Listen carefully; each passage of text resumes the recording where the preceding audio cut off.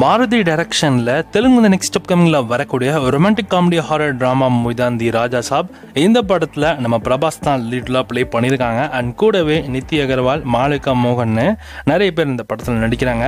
And இந்த படத்துக்கு hype உள்ள ஒரு படம் தான். இந்த படத்தில் பட்ஜெட் என்னமோ ஒரு 200 ஒரு 300 கோடிக்கு பட்ஜெட் போட்டாங்க. ஸோ தாண்டி இந்த படத்தை எடுத்துகிட்டு இருக்காங்க. ஸோ தமன் தான் இந்த படத்துக்கு மியூசிக் போட்டிருக்காங்க.